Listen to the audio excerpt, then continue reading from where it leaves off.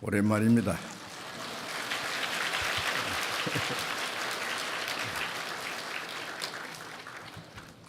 잠시 기도하겠습니다.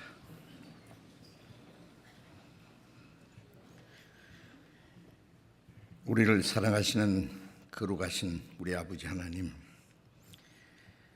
죄 가운데서 영원한 심판과 멸망을 받아야 마땅할 저희를 불쌍히 여기시고 주 예수님께서 우리 대신 죽으시고 흘리신 그 보배로운 피로 우리의 죄를 영원히 씻어주시고 다시는 심판과 저주를 받지 않게 하시고 우리를 구원해 주시고 영원한 생명과 하나님의 나라에 들어갈 수 있는 영광스러운 소망을 주신 그 모든 은혜를 하여 감사와 영광을 찬송을 우리 아버지 하나님께만 돌립니다.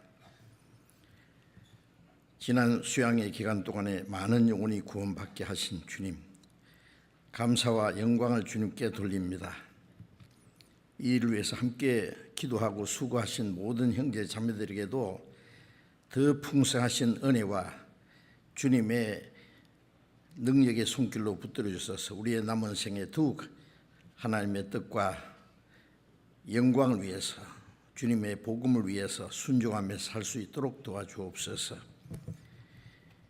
이 시간 주님의 보배로운 피로 구속함을 받은 저희들 주님 앞에 함께 모여서 주님의 은혜와 영광을 찬송하며 주님의 말씀을 배우며 주님과 함께하는 거룩한 무리 안에서 교제케 하심을 감사드립니다.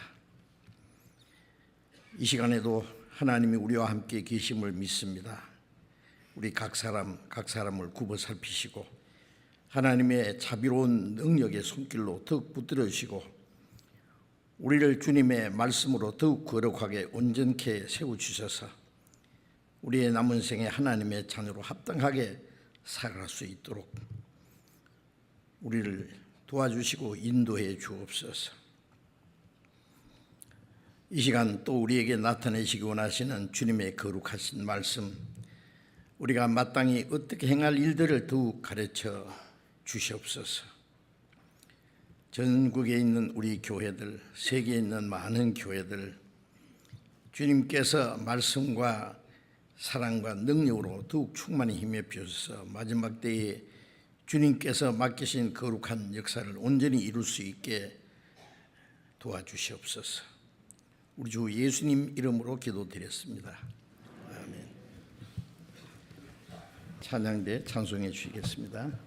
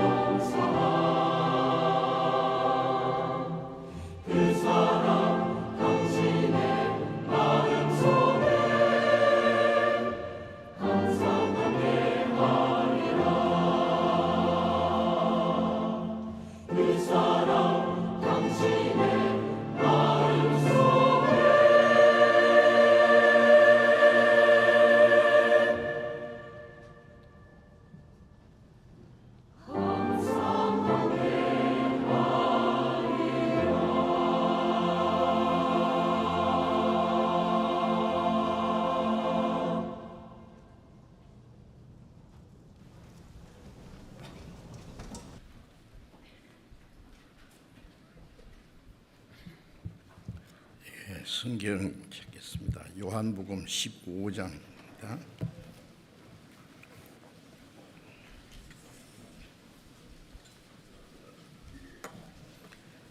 요한복음 15장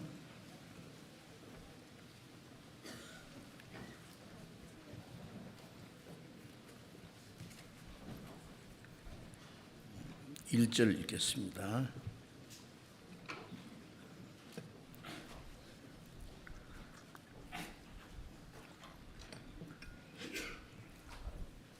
요한복음 15장 1절입니다. 내가 참 포도나무요 내 아버지는 그 농부라. 또 3절에 너희는 내가 일러준 말로 이미 깨끗하였으니 내 안에 거하라. 나도 너희 안에 거하리라. 가지가 포도나무에 붙어 있지 아니하면 절로 과실을 맺을 수 없음같이 너희도 내 안에 있지 아니하면 그러하리라. 나는 포도나무요 너희는 가지니 저가 내 안에 내가 저 안에 있으면 이 사람은 과실을 많이 맺나니 나를 떠나서는 너희가 아무것도 할 수 없음이라. 내 안에 거하지 아니하면은 가지처럼 밖에 뿌리고 말라지나니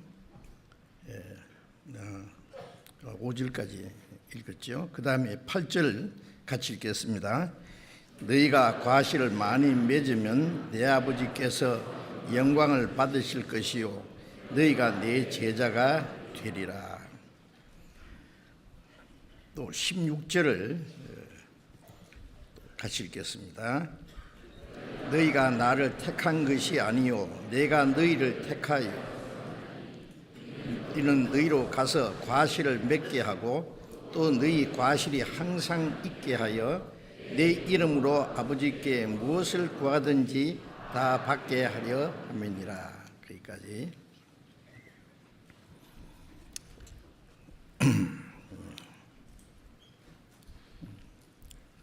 이 요한복음 15장은 예수님이 하신 말씀 중에 아주 귀하고 중요한 말씀인데 15장 1절에 내가 참 포도나무요 내 아버지는 그 농부라.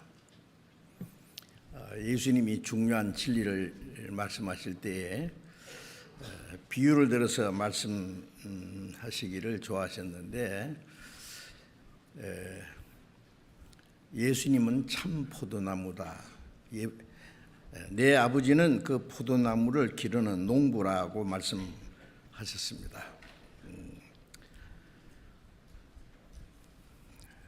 포도나무를 기르는 농부는 물론 과실을 많이 열매를 많이 맺게 하는 것이 목적이겠죠. 이제 3절에 보면은 너희는 내가 일러준 말로 이미 깨끗하였으니 내 안에 거하라. 나도 너희 안에 거하리라.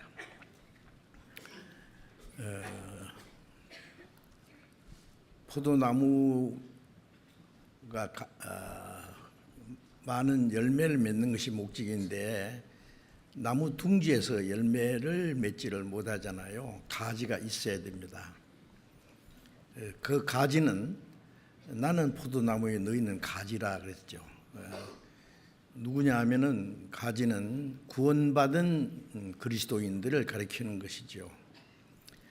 너희는 내가 일러준 말로 이미 깨끗하였으니, 구원받은 사람들에게 하시는 말씀입니다. 우리는 원래 만물보다 거짓되고 부패한 죄인들이었습니다. 더러운 죄인들이었어요. 하나님의 심판을 받고 영원한 멸망을 받을 수밖에 없는 사람들이었습니다. 그런데 주님의 피로 우리를 깨끗하게 죄를 씻어주셨고 주님의 진리의 말씀으로 우리를 거룩하게 하셨어요. 내가 너에게 일러준 말로 이미 깨끗하였다는 말은 우리가 복음을 듣고 깨달을 때 죄 사함 받고 구원받고 우리 영혼이 깨끗해졌어요. 우리 영혼을 깨끗하게 하실 뿐 아니라 계속해서 물로 씻어 말씀으로 깨끗하게 하는 것처럼 진리의 말씀으로 우리를 날마다 깨끗하게 하십니다. 우리를 구원하신 목적은 영원한 하나님의 나라에 들어가게 하는 것이 목적인 동시에 또 더 큰 목적이 있는데, 우리를 통해서 구원받은 그리스도인들이 이 땅에 사는 동안에 하나님이 하실 일이 있기 때문입니다. 그래서 너희는 내가 일러 준 말로 이미 깨끗하였으니 라는 말씀은 우리 영혼이 깨끗하게 된 걸 말합니다. 구원받았다는 말씀입니다. 내 안에 거하라, 나도 너희 안에 거하리라. 우리가 구원받고 나면은 놀라운 변화가 있었어요. 죄인이 의인이 되었습니다. 우리의 영혼이 사망에서 생명으로 옮겼습니다. 마귀의 자식이 하나님의 자녀가 됐습니다. 지옥 갈 비참한 죄인이 하나님의 영원한 천국에 들어갈 하나님의 백성이 됐습니다. 이제 또 하나 놀라운 일은 요한복음 14장 20절에 보면은 그날에 너희가 내 안에 내가 너희 안에 있는 걸 아리라. 그날에 언제 구원을 받았을 때 우리는 주님이 우리 안에 계시고 우리가 주님 안에 있습니다. 이건 정말 놀라운 사실입니다. 주님과 우리와 연합하게 된 거예요. 구원받자마자 이제 천국에서 만나자 그런 분이 아니고 주님이 함께 계셔서 천국에 갈 때까지, 요한계시록 21장 3절에 보면은 천국은 하나님의 장막이 우리와 함께 계셔서 하나님이 우리와 함께 계신다. 하나님이 저희와 함께 계셔서 모든 눈물을 씻기시고 다시 사망이 없고 예투하는 곡하는 것이나 아픈 것이 다시 있지 않다. 그 말씀 중에 하나님의 장막이 우리와 함께, 하나님이 우리의 영원한 거처가 되신다는 말씀이고, 하나님이 저희와 함께 계시리니, 하나님 함께 계신다는 말씀이 세 번이나 거듭 계속 나옵니다. 예수님의 이름이, 예수라는 이름은 뜻은 구원이라는 말씀이죠. 그 이름을 예수라라. 이는 자기 백성을 저희 죄에서 구원할 자이십니다. 그 이름을 임마누엘이라 하라. 이는 하나님 우리와 함께 계신다 했죠. 주님은 우리를 구원하신 분이고 구원하신 목적은 하나님이 우리와 함께 계시기 위함입니다. 그래서 구원받고 나면은 성령이 계세요. 성령은 그리스도의 영이고 하나님의 영입니다. 이제 구원받고 나면 우리가 분명히 알아야 될 것은 주님이 바로 내 안에 계신다. 계신 것을 몰라도 계셔요. 계신 걸 알아야 돼요. 그래서 너희가 내 안에 거하라고 말씀하시는 것은 이제 거하는 생활을 해야 될 걸 말하는 겁니다. 이제 왜 거하라고 말씀했냐면은 떠날 수도 있어요. 어린 아이는 나자마자 엄마, 아빠 또 온 가족의 그 사랑과 보살핌 안에서 이제 사랑과 모든 공급을 받고 무럭무럭 성장하지 않습니까? 어린 아이는 그 부모의 품을 떠나서는 안 돼요. 엄마 품에 안겨서 매일 젖을 먹고 그 사랑을, 부모의 사랑을 먹고 자랍니다. 어린 아이는 부모를 떠날 수 없어요. 왜? 약해요.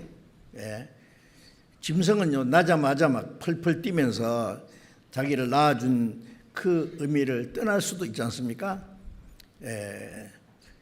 물론 이제 어떤 짐승은 얼마 동안은 그 낳아준 그 의미 품을 떠날 수가 없어요. 떠나면은 굶어 죽고 맹수에 물려 죽고. 그러나 어떤 짐승은 나자마자 그냥 떠나는, 자기를 낳아준 뭐 아빠 엄마가 누군지도 모르는 그런 것도 있지 않습니까? 그러나 사람은 떠나고 싶어도 떠날 수가 없어요. 떠날 힘이 없어요. 너무 어리니까. 사람은 한 1년쯤 난지 1년쯤 지나면은 겨우 그런 말 하고 그래요. 짐승들은 나자마자 펄쩍펄쩍 뛰댕기는 짐승도 있고 나자마자 제갈길 가는 것도 있는데 사람은 왜 1년 이상 걸음마도 못하느냐? 뛰댕기면 안 돼요. 정신적으로 육신적으로 너무 미숙하기 때문에 떠나면은 안 돼요. 그러니까 이렇게 약하게 하나님이 만드셨어요. 그런데 우리 구원받은 그리스도인은 구원을 받았고 하나님의 자녀가 됐지만 육신이 있기 때문에 육신은 오랫동안 하나님을 떠나서 살았어요. 이 세상의 풍속을 따라서 헛된 것을 따라서 보이지 않는 사탄의 영을 쫓아서 이제 살았기 때문에 너무 오랫동안 살았기 때문에 그 자기 타락된 소욕을 쫓아서 사는데 아주 익숙했어요. 그렇기 때문에 그리스도인들이 성령을 따라서 살지 않으면은 이제 걸핏하면 하나님을 떠날 수가 있다는 겁니다. 어린 아이가 부모를 떠나면은 고아가 되고요. 또 불황아가 될 수도 있지 않습니까? 죽을 수도 있어요. 구원받은 사람이 구원을 받았지만은 아직 너무 연약하고 어리기 때문에 주님의 품 속에 있어야 돼요. 그래서 갓난 아이같이 순전하고 신령한 제절 사모하라. 이는 너희로 구원하도록 자라게 함이라. 자란다는 말은 내 안에 그리스도의 성품이 점점 이루어지고 이제 옛 성품이 점점 이제 무너지고 이제 하나님의 자녀로서 합당하게 살 수 있는 힘도 생기고 용기도 생기고 지혜가 생기고 얼만큼 성장하면 이제 하나님의 자녀로 당당하게 그리스도인으로서 익숙하게 살아갈 수가 있습니다. 그래서 내 안에 거하라는 말씀은 거하지 않을 수도 있기 때문입니다. 내 안에 거하라. 나도 너희 안에 거하리라. 그 주님 안에 거하는 구체적인 방법은 그동안에 많이 들으셨죠. 구원받자마자 우리는 내 혼자가 아니라 구원받은 성도들 무리 안에 나를 두셨어요. 내 혼자 구원받은 것이 아니라 먼저 구원받은 형제 자매들, 하나님 한 아버지, 한 형제 자매, 우리는 하나님의 가족이라 그랬죠. 거룩한 무리 안에 날 두셨어요. 그래서 어린 아이가 온 가족들의 사랑과 보살핌을 받으면서 자라듯이 그 보이지 않는 하나님이 우리와 같이 계시고 성령이 우리와 같이 계시고 구원받은 성도들이 성령으로 하나 돼서 그 안에서 함께 하나님의 그 도우심과 인도하심과 능력을 따라서 살게 됩니다. 그래서 그 주님 안에 거하는 방법은 내 혼자 주님 안에 거하려고 노력하는 것이 아니라 구원받은 거룩한 무리 안에 교제 안에 있는 것입니다. 그 교제를 교회라 그러죠. 그래서 고린도전서 1장 9절에 보면은 너희를 불러 그의 아들 우리 주 예수 그리스도 더불어 교제케 하시는 하나님이 뽑히시도다. 우리를 죄에서 불러내서 구원했다는 말씀이죠. 그리고 구원하자마자 우리 하나님 그 아들로 하나님의 거룩한 아들 예수 그리스도로 더불어 교제케 하시는 하나님의 뽑히시다. 그 교제 어릴 때는 부모님과 가족들과의 그 더불어 교제, 학교 가면은 학우들과 교제, 직장에 가면은 직장 동료들과 교제, 자기들과 같은 동료끼리 교제, 한 국민은 국민끼리의 그 운명을 같이 하는 공동체 안에 있습니다. 더불어 교제라고 합니다. 우리가 구원받고 나면 이제는 구원받은 거룩한 무리 안에 있습니다. 그래서 주님 안에 거하는 방법은 내 혼자 기도하고 주님 안에 가려고 노력하는 게 아니에요. 이제 구원받은 성도는 무리 안에 있어야 돼요. 구원받을 때도 먼저 구원받은 사람들의 그 기도와 사랑과 그 도움이 절대로 필요했고, 우리 혼자서 뭐 머리가 좋아서 똑똑해서 구원받은 사람 없어요. 먼저 구원받은 사람의 도움이 반드시 있었습니다. 구원받은 후에도 내 혼자서 신앙 성장할 수도 없고 신앙생활을 할 수도 없어요. 그래서 그 무리 안에 거하는 것이 바로 주님 안에 거하는 겁니다. 그러면 나도 너희 안에 거하리라. 너희 안에라고 하는 것은 구원받은 성도들 무리 안에. 이제 그래서 가지가 포도나무에 붙어 있지 않으면은 절로 가시를 맺을 수 없음 같이 이제 가지가 포도나무에 붙어 있으면 뿌리서부터 올라오는 진액을 공급받으면서 이제 자라겠죠. 자라면은 열매는 절로 맺힙니다. 절로라는 것은 가지는 열매 맺기 위해서 뭐 흔들고 그렇지 않아요. 가만히 붙어서 그 뿌리부터 오는 진액을 공급받고 자라게만 하면은 그 열매는 결과적으로 저절로 맺히는 겁니다. 절로 가시를 맺는다 그랬죠. 그러나 그하지 않으면은 절로 열매를 맺든지 절로 열매를 맺지 못하든지. 어떤 사람이 교회를 떠나서 자기 혼자 열심히 성경 읽고 기도하고 열심히 살려고 노력하면 되겠어요? 그건 절로가 안 되는 게 아니에요. 자기 노력으로 되는 것이 아니기 때문에 그래서 주님 안에 거하는 그 법을 모르는 사람은 열심히 하지만은 하나님과 상관없는 생활하는 그런 사람들이 있습니다. 내 안에 있지 않으면 절로 가실 맺수 없음 같이 너희도 내 안에 거하지 않으면 그러하리라. 열매를 맺을 수 없다는 말씀이죠. 나는 포도나무에 너희는 가지다. 자, 다시 말씀합니다. 하나님은 포도나무를 기르시는 농부고 예수님은 그 포도나무고 구원받은 사람은 그 포도나무에 붙어있는 가지입니다. 그리고 제가 내 안에 내가 제 안에 있으면 이 사람은 과실을 많이 맺나니. 이제 신앙생활은 주님과 함께하는 생활이에요.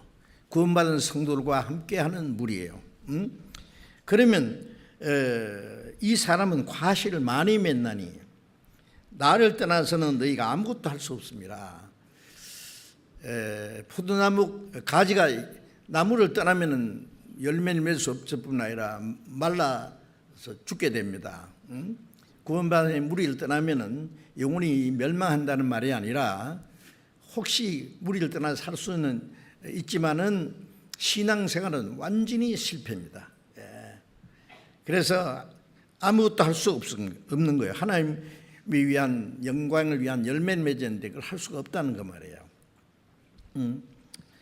그래서 과실을 많이 맺나니 또 8절에는 너희가 과실을 많이 맺으면 내 아버지께서 영광을 받으실 것이요 너희가 내 제자가 되리라. 그렇게 해서 제자가 된 것이 아니라 제자가 된 증거입니다. 그것이. 우리가 구원받았다는 증거는 무리 안 있는 거예요. 어떤 사람은 구원받았다고 하면서 구원받았다고 이제 간증을 했는데 잠시 후 보면 어디로 가는지 없어요. 두 가지입니다. 그 사람이 구원을 받지 않았든지 구원을 받았다면은 이제 쓸데없는 데서 헤매다가 언제는 돌아오게 될 거예요. 탕자처럼. 계속해서 떠나면은 그래서 그런 사람을 구원받았다고 할 수가 없어요. 어떤 사람은 구원받고 나서 세상에 가서 실컷 하나님이 그만 가만히 두지 않습니다. 어린아이가 부모를 떠나서 제대로 될 수가 없잖아요. 실컷 고생하고 나중에 낭패와 실망 당한 후에 죽게로 옵니다. 하고 이제 기진맥진해서 이제 탕자처럼 다시 돌아와요. 우리는 또 반갑게 받아줘야 되죠. 어떤 사람은 그렇게 이제 구원받고 나서 몇 년 동안 헤매다가 돌아오는 사람도 있던 분 아니라 어떤 사람은 영영 안 보여요. 우리가 뭐 전국에도 우리 교회가 있고 외국에도 많은 교회가 있지 않습니까? 그러면 혹시 뭐 서울에 있다가 부산에 가든지 광주에 가든지 아니면 미국에 가든지 뭐 영국에 가든지 거기 교회가 다 있잖아요. 그래서 어디든지 가면은 구원받은 성도가 교제해야 되는데 그것도 없다. 그러면 그 사람 보고 누가 구원받았다고 할 수 있겠습니까? 그래서 구원을 받지 않았든지 구원을 받았다면은 언젠가는 돌아올 기회가 있을 거예요. 그래서 너희가 과실을 많이 맺으면 내 아버지께서 영광을 받으실 것이요, 구원받은 후에 우리 신앙생활의 목적은 우리를 구원하신 하나님 아버지께 영광을 돌리는 겁니다. 먹든지 마시든지 무엇을 하든지 다 하나님의 영광을 위해서 하라. 로마서 3장 23절에 보면은 모든 사람이 죄를 범했으며 하나님의 영광이 이르지 못하더니, 인간이 범죄함으로 결과적인 것이 하나님의 영광을 떠났어요. 하나님의 형상대로 창조돼서 하나님의 사랑과 하나님의 생명을 받고 하나님의 보호와 도움 안에 살아야 되는데, 인간이 범죄함으로 하나님을 떠난 결과는 뭐냐? 온갖 비참한 죄를 짓는 동시에 그 한 가지 하나님의 영광을 떠난 거예요. 천국은 영원히 하나님과 영광과 함께 있는 곳입니다. 그 하나님의 영광을 떠난 사람은 천국에 갈 수가 없어요. 지옥은 영원한 수치와 저주가 있는 곳입니다. 그런데 이제 우리를 구원하신 목적은 그 하나님의 영광에 들어가기 위해서요. 히브리서 2장 10절에 보면은 많은 아들을 이끌어 영광에 들어가게 하시는 일을 위해서 구원의 주님이 고난받으심이 합당하다. 하늘에 미리 죽어서 많은 열매 맺는 것처럼 독생자가 되어서 많은 하나님의 아들을 탄생시킨 목적은 우리를 하나님의 아들로 삼으실 뿐 아니라 그 죄로 말미암아 잃어버렸던 영광에 들어가게 하는 일이에요. 이제 그 하나님의 영광에 들어가기 전에 이 땅에 사는 동안에 먹든지 마시든지 무엇을 하든지 이제 하나님의 영광을 위해서 해야 됩니다. 하나님의 영광이 되지 않는 모든 것이 죄입니다. 먹든지 마시든지 무슨 일을 하든지 직장생활 하든지 결혼하든지 무엇을 하든지입니다. 하나님의 영광을 위해서. 그래서 내가 하고 있는 일이 정말 하나님의 영광을 위한 건지 아니면 내 욕망을 이루기 위한 것인지 우리가 철저히 자신을 살펴야 됩니다. 그래서 하나님의 영광을 하나님께 영광 돌리려면은 이제 그 중에 하나가 과실을 많이 맺어야만 하나님께 영광 돌립니다. 이 과실이라는 것은 두 가지가 있는데 첫 번 더 많은 영혼이 구원받는 것이 과실입니다. 열매가 몇 개는 맺는데 겨우 맺혀가지고 이제 이거 조그맣게 돼가지고 그냥 제대로 익지 않고 그러면은요 그거 먹는 맛도 없고요 먹을 수도 없어요. 충실한 열매가 돼야 되는 것처럼 갈라디아서 5장 22절에 보면 성령의 열매는 사랑과 희락과 화평과 오래 참음과 자비와 양성과 충령과 공유와 절제 9가지 열매 있잖아요. 그건 이제 신앙생활 중에 신앙이 성장하면은 성령 충만하면은 그 열매를 맺는데 그것은 나중에 배우기로 하고요. 우선 또 한 가지 중요한 열매는 구원받은 성도들이 많이 일어나는 게 열매입니다. 그래서 열매를 많이 맺으면 내 아버지께서 영광을 받으실 것이고 너희가 내 제자가 그리스도의 제자라는 증거가 된다는 말씀입니다. 그래서 이제 오늘 말씀드리려고 하는 그 말씀 제목이 교회와 구원의 역사라고 정해봤습니다. 이제 구원받은 우리는 이제 혼자서는 교회가 아니고 교회라는 그 헬라어는 에클레시아라는 말인데 구별된 무리예요. 구원받은 사람은 세상에 살지만 세상에 속한 사람이 아니고 세상에서 주님이 택해서 구별된 무리, 그걸 거룩한 무리라 그래요. 하나님의 영광을 위해서 구별된 무리, 하나님의 나라에 들어가기 위해서 구별된 무리. 그래서 우리는 세상에 살지만 세상에 속한 사람이 아닙니다. 구별된 무리.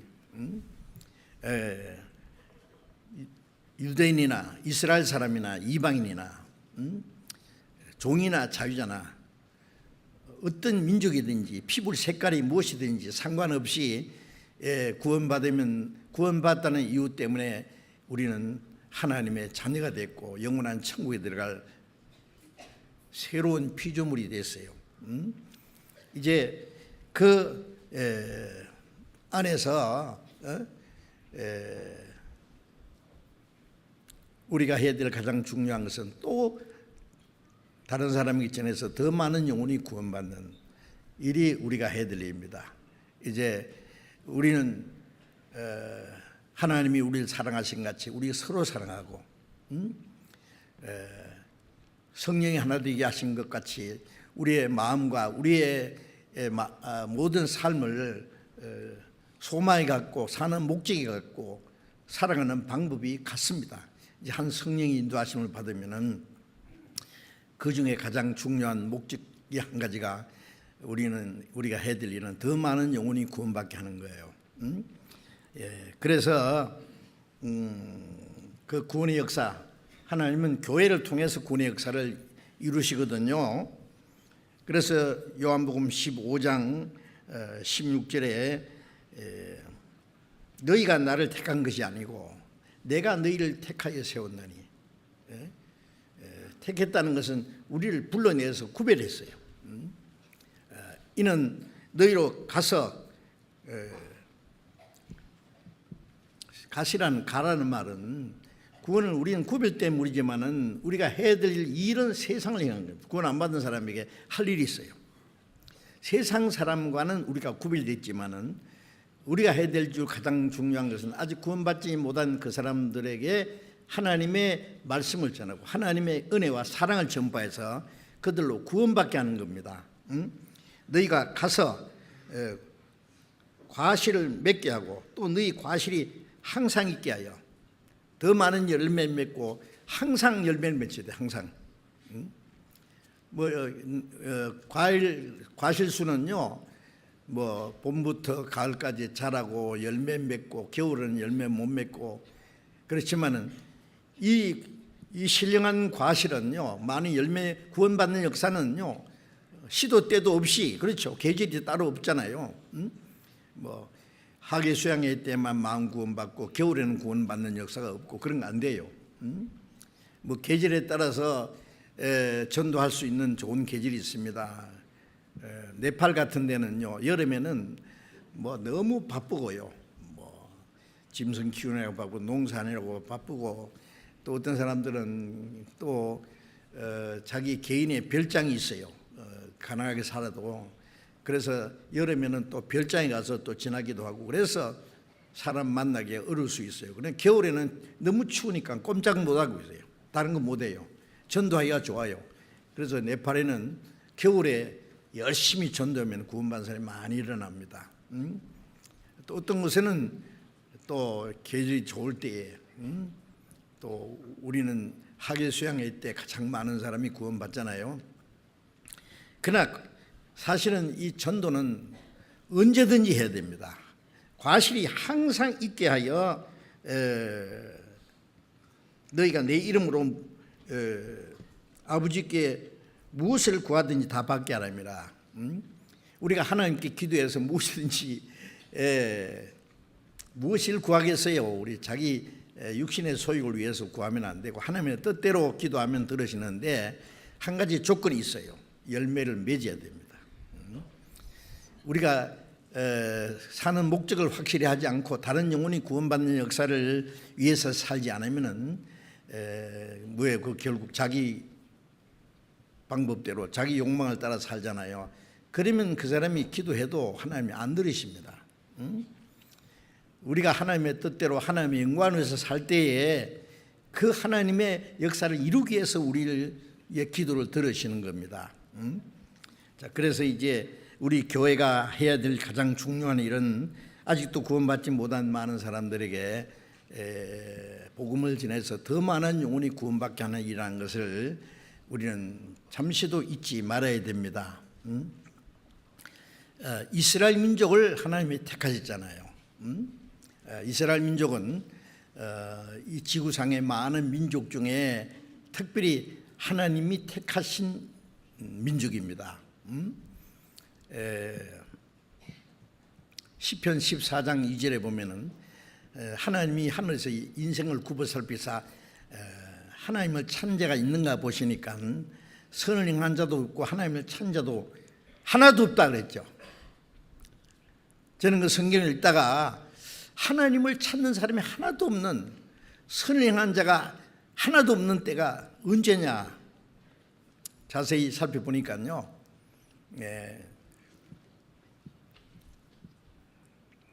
하나님이 물로 세상을 다 심판하신 홍수 사건 후에 그 노아의 자손들이 많이 번성하는 가운데 그들이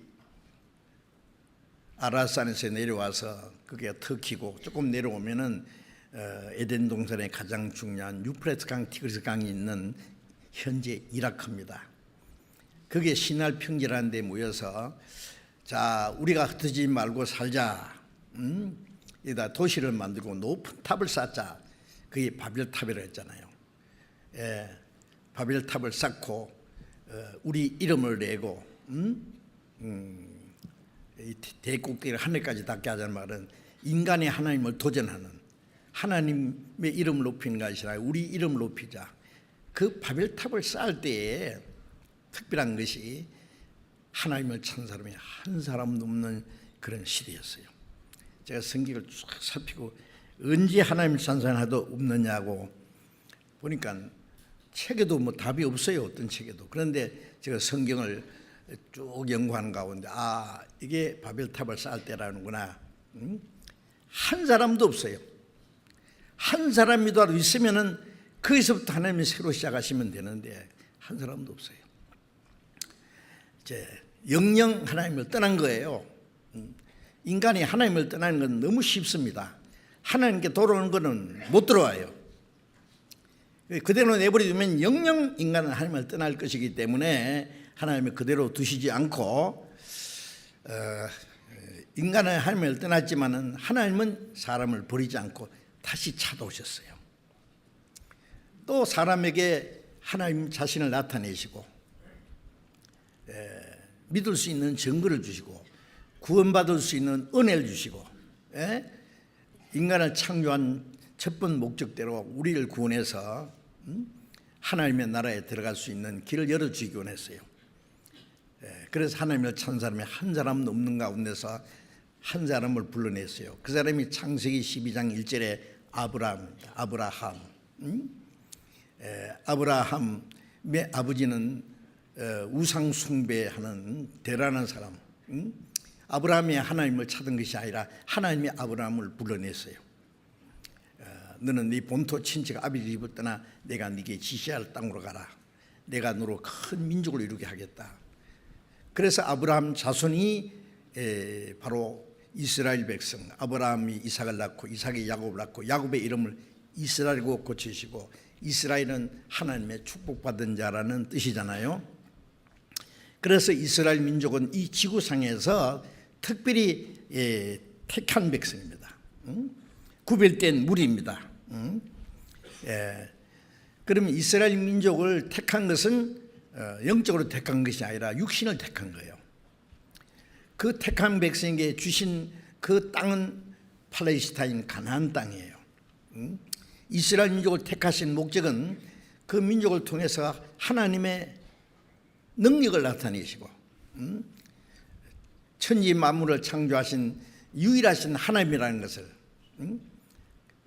그 바벨탑을 쌓을 때 하나님을 다 떠날 뿐 아니라 많은 우상을 숭배했어요. 인간은 잠시도 뭘 섬기지 않으면 안 돼요.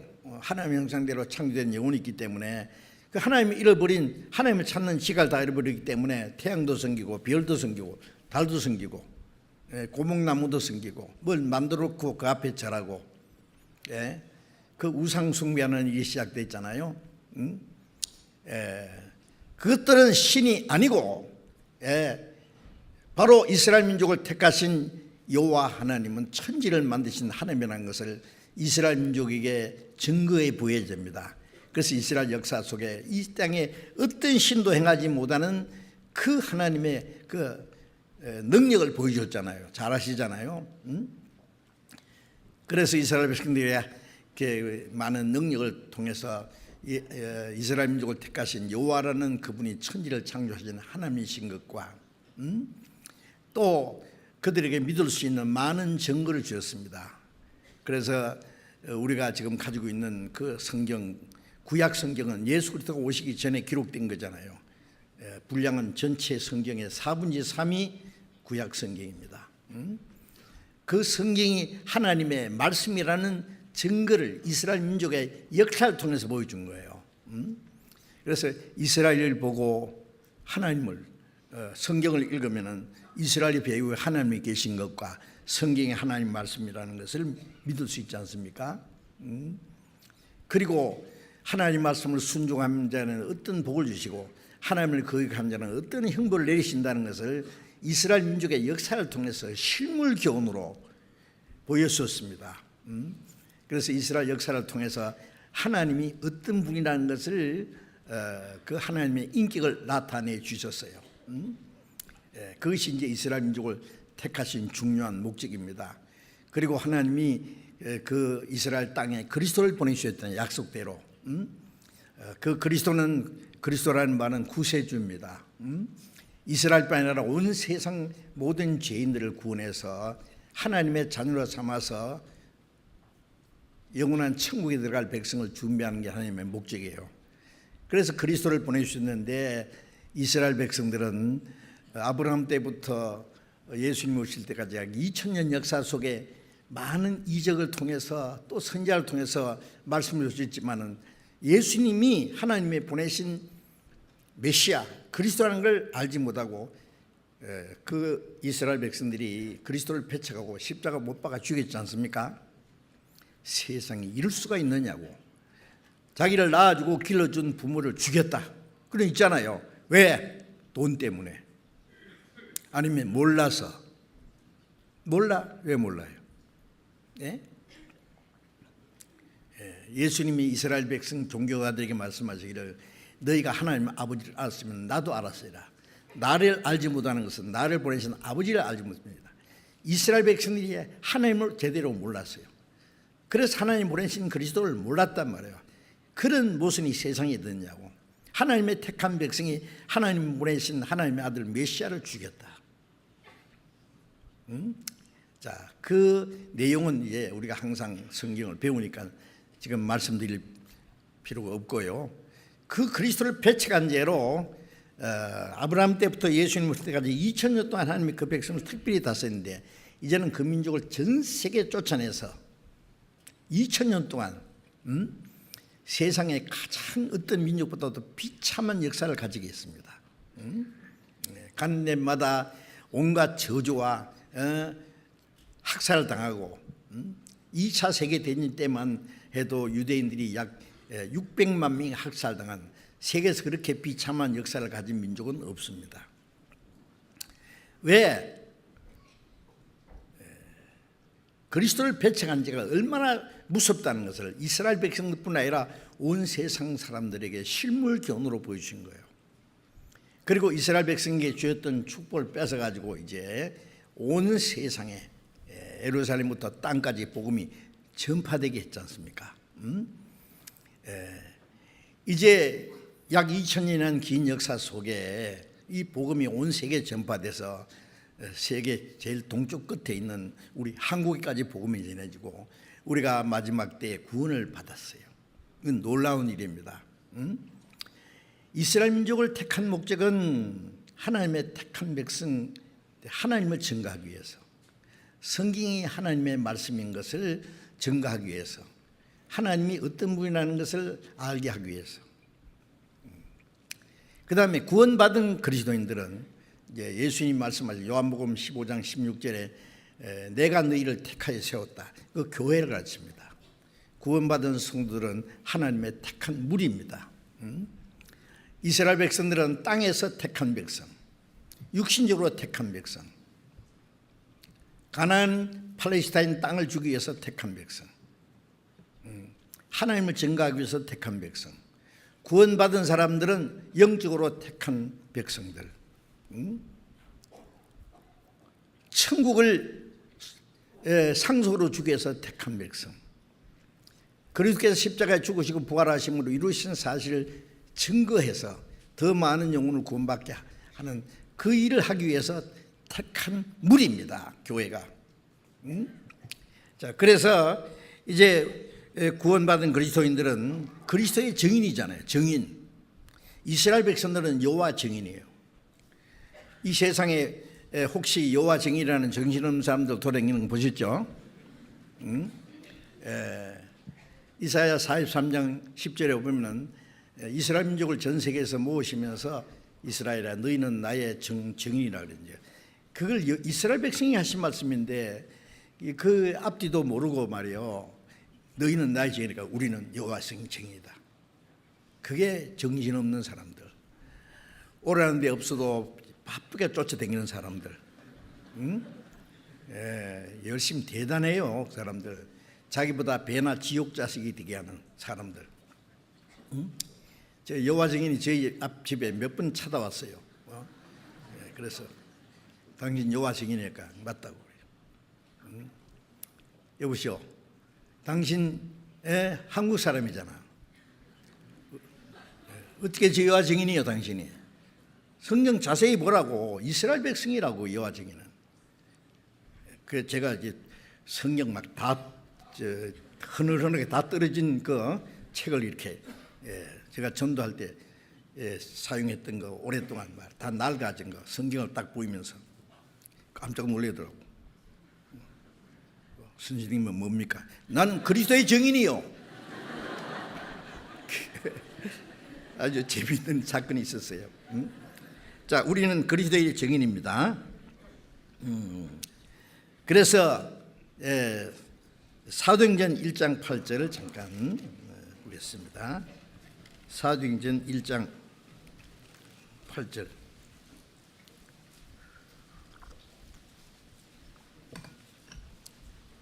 같이 읽겠습니다. 오직 성령이 너희에게 임하시면 너희가 권능을 받고 예루살렘과 온 유대와 사마리아 땅끝까지 이르러 내 증인이 되리라.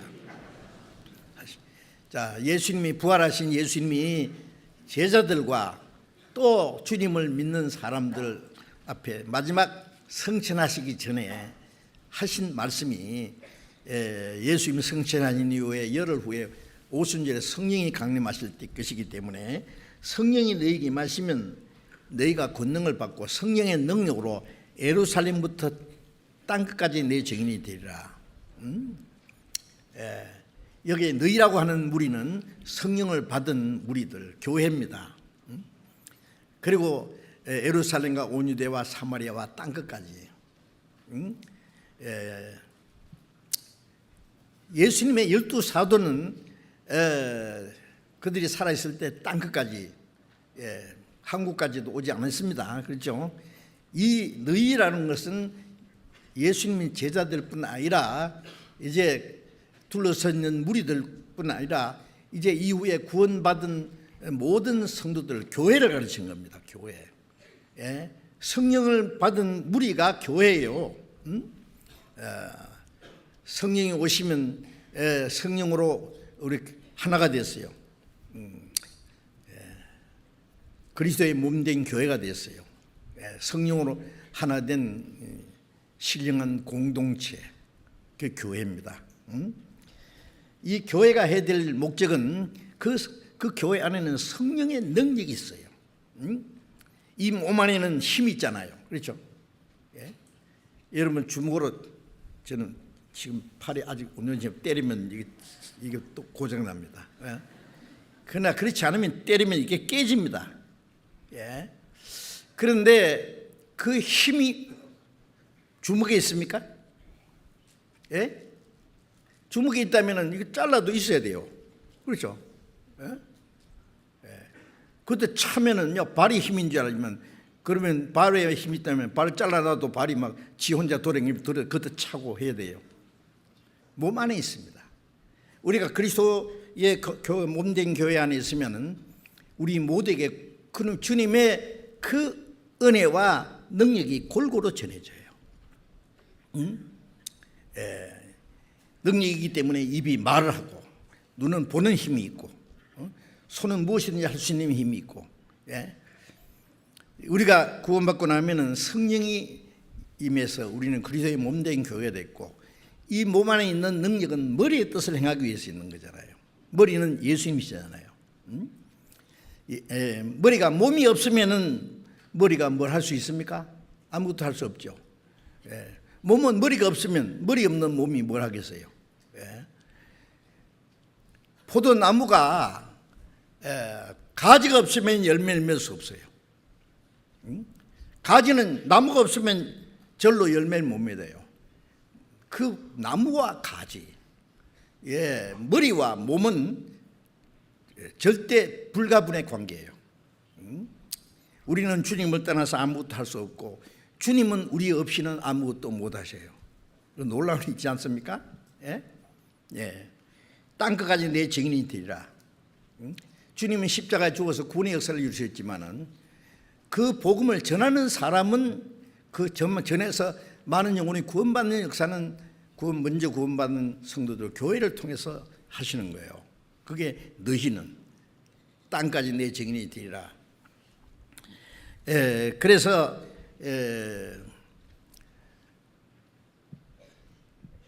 그 성령의 능력은 교회 안에 역사에서 땅끝까지 복음이 전해지는 동안의 역사에서 성령이 역사하시는 곳에는 날마다 구원받는 역사가 계속 일어납니다.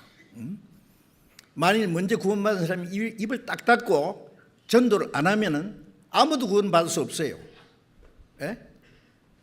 그래서 로마서 10장 14절 15절에 보면은 듣지도 못하는 어찌 믿으리요? 전파하는 자가 없이 어찌 들으리요? 전파하는 자가 없으면 들을 수 없고 듣지 못하면 믿을 수 없고 그러면 구원을 받을 수 없어요. 구원받은 사람 입 딱 닫고 전도 안 하면 아무도 구원 못 받아요. 여러분 얼마나 전도하셨어요? 저는 좀 이제 반성을 해야 됩니다. 구원을 받은 사람이 다 나 같으면은 누가 구원받겠냐고. 물론 꼭 익숙하게 전도를 내가 말을 해서 전도하는 게 아니라 그 이유로 해서 같이 기도하고 같이 노력하고 같이 희생하고 복음을 위해서 전도하는 데 협력을 할 때에 구원의 역사가 일어나는 거예요. 그런데 구원을 받았다는 사람이 구원받지 않은 사람이 전도할 아무 생각도 없고 기도할 마음도 없고 협조할 마음도 없고 한마디도 전도도 못 해보고 뭐예요 그러면? 그런 사람만 있으면 아무도 구원을 못 받을 거예요. 그럼 벌써 역사는 끝나버렸을 거예요. 하나님이 왜 아직도 역사를 두신지 아십니까? 세상이 죄악이 충만하고 전쟁과 온갖 비참한 재앙들이 일어나고 그러지만은 왜 아직도 세상을 심판하지 않고 그냥 두신지 아십니까? 베드로후서 3장 19절에 하루가 천년같이 천년의 하루같이 아무도 멸망치 않고 회개하기를 원하셔서 아직도 기다리지 않아요. 그 하나님의 마음이 우리의 마음이 되어야 되지 않겠습니까? 그래서 더 많은 영혼이 구원받게 하는 그 목적이 위해서 지금도 마지막 오래 참고 기다리는 거예요. 그래서 구원받은 사람을 통해서 이 복음이 전해지고 구원받는 것이 일어나도록 전파하는 자가 없이 어찌 들으리요? 듣지 못하니 어찌 믿으리요? 보내심을 받지 않아서 어찌 전파리요? 전파하는 사람은 누구냐? 보내심을 받은 사람입니다. 보내심을 받은 사람. 보내심을 받은 사람이 어떤 사람입니까? 요한복음 20장 21절 22절에 보면 부활하신 예수님이 말씀하시기를 제 아들이 나타나서 아버지께서 나를 보내신 것처럼 나도 너희를 보내노라. 예수님은 죄인들을 구원하기 위해서 십자가에 죽어서 우리 죄를 대속하기 위해서 하나님의 보내심을 받았잖아요. 그리고 십자가에 죽으시고 부활하심으로 우리 죄를 사하시고 영원한 그 부활의 생명을 우리에게 주셨어요. 우리가 구원받는 것은 예수님의 죽음과 부활, 속죄와 새 생명을 통해서 구원받잖아요. 그런데 구원은 주님이 죽으시고 부활하심으로 완성하셨고 그 일을 위해서 아버지께서 나를 보내신 것 예수님 십자가 다 이루었다므로 그 이루셨잖아요. 나도 너희를 보내노라. 먼저 구원받은 사람을 보내는데 그 주님이 십자가에 죽으시고 부활하시고 이루신 그 구원의 사실을 복음을 전하기 위해서 보냄을 받은 사람은 누구? 먼저 구원받은 모든 사람들, 사도들뿐 아닙니다. 이제 구원받은 사람은 그 복음을 전하기 위해서 우리 보내심을 받은 사람이라는 걸 잊지 말아야 돼요. 아버지께서 나를 보내신 것처럼 나도 너희를 보내노라. 너희가 이제 네 죄든지 사하면 사해질 것이요 그대로 두면 그대로 있으리라. 예수님이 숨을 내쉬며 가라사대 때 성령을 받으라. 이것은 예수님이 부활하신 열흘 후에 임하실 성령을 미리 말씀하신 거예요. 너희가 네 죄든지 사하면 사해질 것이요 그대로 두면 그대로 있으리라. 이걸 또 캐토릭에서는 또 거꾸로 오해해가지고 교황이 그 권세를 받았고 교황 혼자서 못하니까 그 교황의 역할을 대행하는 사람이 신부고, 신부가 고해성사라면은 네 죄 사했느니라 그러면서 해주고 그대로 두노라 하면 그대로 있고, 그런 말씀입니까? 예수님이 제자들에게 하신 말씀은 우리에게도 하신 말씀이에요. 누가 우리가 죄 사하는 권세가 있습니까? 아닙니다. 한 사람이 모든 사람 대신하여 죽어서 모든 사람이 죽음과 같이 했다. 이제 모든 사람이 받아야 될 심판은 예수님이 대신 받았고, 요한일서 2장 2절에 보면은 우리 죄만이 위한 것이 아니라 온 세상 죄를 위하심이라. 저 밖에 믿지 않는 모든 사람 죄도 주님이 다 사해 주셨어요. 죄 때문에 원수가 되었던, 하나님과 원수가 되었던 자를 화목케 하시고 지옥 갈 죄를 다 없애 주었어요. 그럼 저 사람들이 자기 죄 때문에 지옥 가는 게 아니라 그 하나님의 은혜를 믿지 않기 때문에, 배척하기 때문에 멸망하는 거잖아요. 이렇게 그 사실을 전하는 거예요. 그래서 당신 죄를 사했다는 것을 전하면은 사함받고, 전하지 않고 그대로 두면 그대로 멸망한단 말이에요. 아니 지금 죽어가는 사람이 있는데 나도 그 약을 말이죠, 뭐 공짜로 주는 약을 먹고 나았는데 그 약이라는 게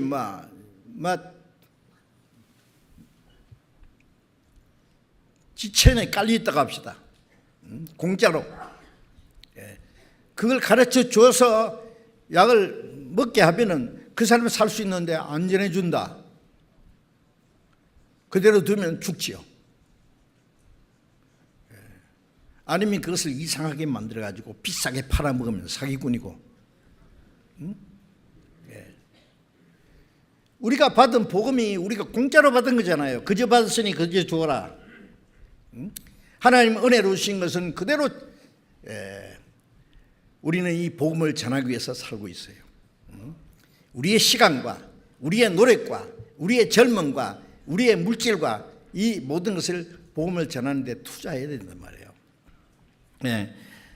그다 전하지 않으면 그대로 이스라엘 말은 그대로 지옥 가는 거예요. 그러니 저 사람들이 구원 안 받은 사람이 천국 가느냐 지옥 가느냐 책임이 누구한테 있습니까? 우리에게 있지 않습니까? 근데 전도하는 일을 어찌 게을리할 수가 있겠느냐 말이에요. 이제 우리는 먼저 구원을 받았고 그 성령을 주셨고 성령의 능력이 우리 가운데 거하십니다. 사도행전 2장 42절 보겠습니다. 2장 42절.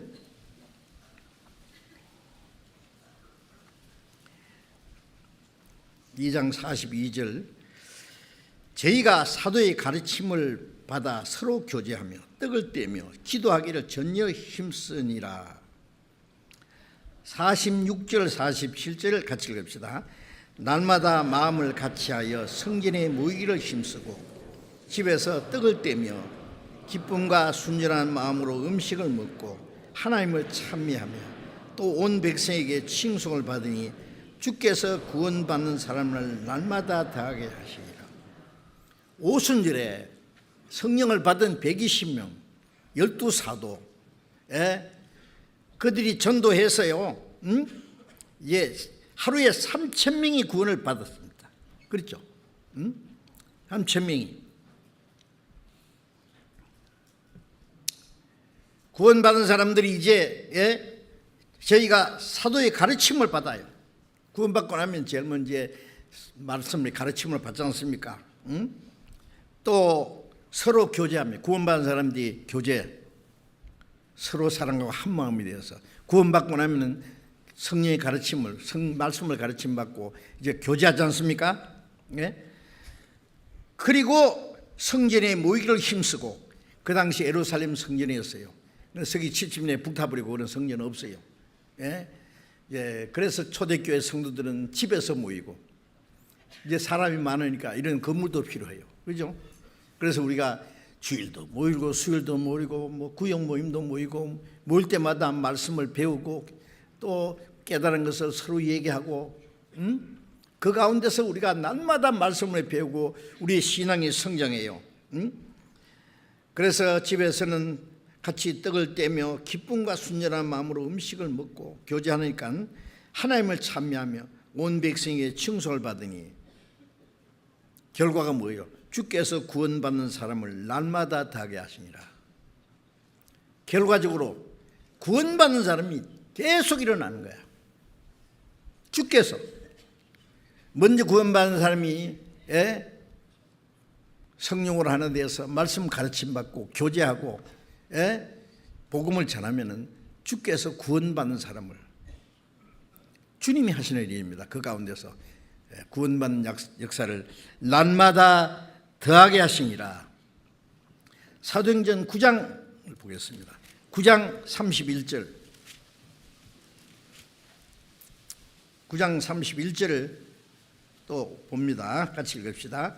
그리하여 온 유대와 갈릴리아 사마리아 교회가 평안하여 든든히 서가고 주를 경외함과 성령의 위로로 진행하여 수가 더 많아지니라. 온 유대와 갈릴리와 사마리아와 이 복음이 계속 확산돼 가잖아요. 교회가 말씀 안에서 평안하고 말씀 안에서 든든히 서가고, 그리고 주님을 경외함과 성령의 위로하심으로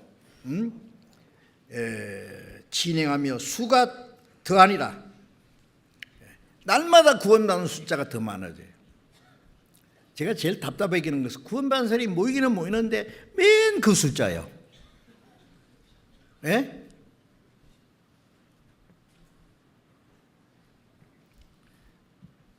어떤 데는 오히려 줄어들어. 그래도 뭐 맹성맹성해요. 무슨 일이 난지도 몰라. 예? 뭐 핑계 할 수 있어요? 초대교회에 얼마나 많은 핍박이 있었는지 아세요? 그런데도 구원의 역사가 계속 일어났어요. 복음이 전해지고. 예. 수가, 구원받는 수가 날마다 더 많아지니라. 예.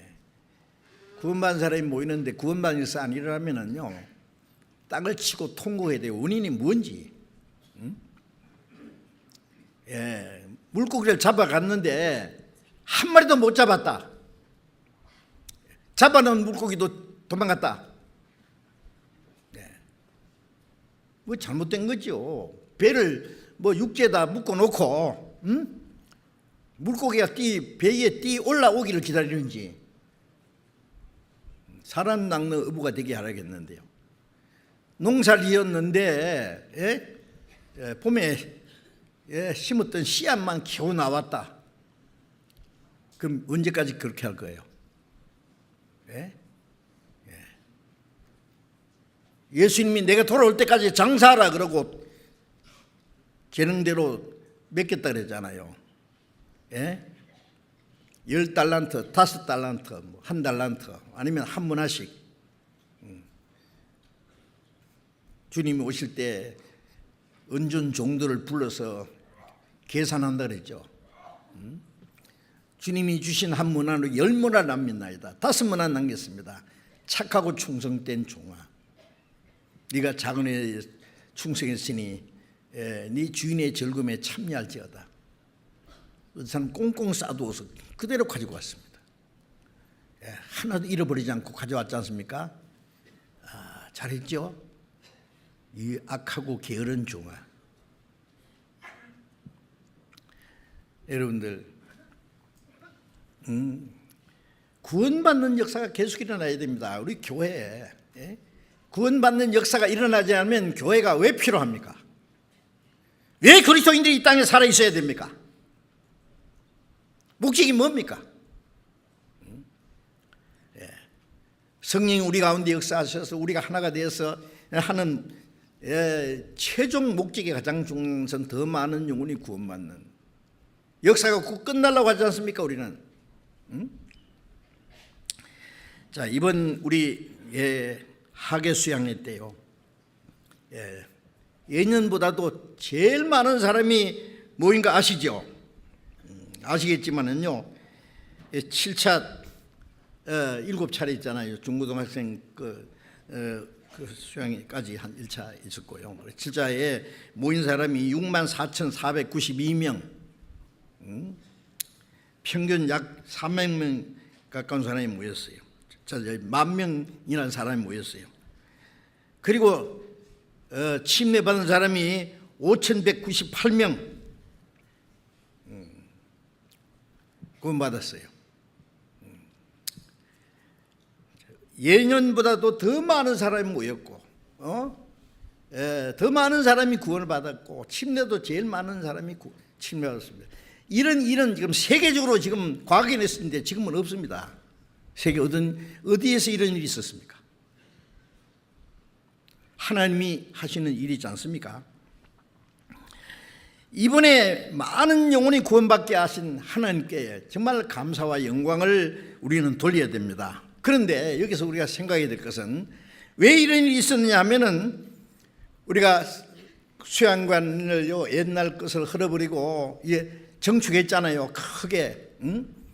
그리고 숙소를 또 2동 짓고 해서 우리 평수로 10,000평이나 되는 그 큰 건물을요 건축했습니다. 건축하는데 우리 전국 교회가 모든 형제자매들이 최선을 다해서 그 일에 참여했어요. 즐거운 마음으로 헌금을 해 주었어요. 큰 어려움 없이 그 큰 일을 해냈습니다. 이번에 보셨잖아요. 그게 저절로 되겠습니까? 또 수양회 준비하는 동안에, 수양회 하기 전에 몇 주 전부터 말이에요, 토요일 주일 동안에 막 200명 300명이 가서 막 준비할 일이 너무 많았어요. 마지막까지 정말 고생했습니다. 수양회 기간 동안에 큰 무더위에 뭐 그 안에서 봉사하고 그 관리하는 모든 사람들, 얼굴에 땀을 흘리면서 수고하신 모든 분들, 함께 기도하신 모든 분들, 그 아낌없는 수고와 희생과 기도와 노력에 의해서 결과로 하나님 역사하신 겁니다. 뭐 어떤 목사가 설교를 유창하게 해서 되는 게 아닙니다. 모든 구원받은 형제 자매들이 같이 기도하고 그 큰 일에 같이 희생하고 협력하고 수고한 가운데 성령님이 역사하시는 거예요. 그런 일이 없었으면 아무 역사가 없이 일이 일어나지 않았을 겁니다. 그래서 이 많은 형제 자매들이 온 교회가 이 일에 참여해서 함께 수고를 아끼지 않는 모든 일에 대해서 너무나 하나님께 감사드릴 뿐 아니라 우리 형제 자매들에게 감사를 드리고, 제가 신뢰가 되지 않으면 여기 엎드려서 큰절하고 싶은데 그러면 뭐 쇼하는 것 같아서 안 하기로 했어요. 그러나 마음은요 정말 형제 자매들 앞에 납작 엎드려서 큰절을 하고 싶은 심정입니다. 너무나 감사합니다. 이 하나님의 거룩한 일에 참여해 주셨기 때문에. 그 결과적으로 하나님이 이 큰 역사를 이루셨어요. 그 무대에도 짜증을 내지 않고 밝은 모습으로 주차 관리를 한다든지 그 밤늦게까지 안내한다든지 그 안에 봉사한다든지 식당에서 수고하는 분들 아이들을 가르치는 교사들 뭐 곳곳에서 뭐 각 분야를 맡은 대로 수고해 주셨고 그 밝은 모습으로 수고해 주신 희생적으로 하신 그 모습과 그 희생적인 수고를 통해서 처음 온 사람들은 우리가 가진 믿음이 얼마나 확실하고 우리가 진실로 그들의 영혼을 얼마나 사랑하는지를 그들은 아마 알게 됐을 거예요. 그래서 말씀 전하는 사람이 그 힘을 입었기 때문에 자신 있게 말씀을 전할 수 있었던 것입니다. 고린도전서 9장 19절을 잠깐 보겠습니다.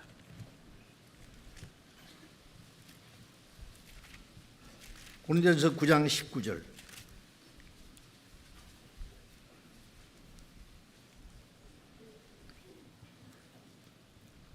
같이 읽겠습니다. 내가 모든 사람에게 자유하였으나 스스로 모든 사람이 종이 된 것은 더 많은 사람을 얻고자 합니다. 바울 사도는 모든 사람에게 자유했다는 말은 이제 그 사람은 할 수도 있고 안 할 수도 있는 자유가 있습니다. 그 일을 하지 않는다고 천국에 가지 않습니까? 자유가 있지만은 스스로 많은 사람의 종이 된 것은 모든 사람에게 종이 됐다. 종은 뭐예요? 섬기는 거예요. 복음 전하는 것이 말이죠. 믿으려면 믿고 말라지 마라, 말라면 마라 그런 겁니까? 종이 주인에 가듯이 한 사람 전도하는 게 얼마나 어렵습니까? 밤을 졸이면서요. 그렇게 항상 더 많은 사람을 얻고자 합니다. 구원받게 합니다 말이에요. 그리고 23절에도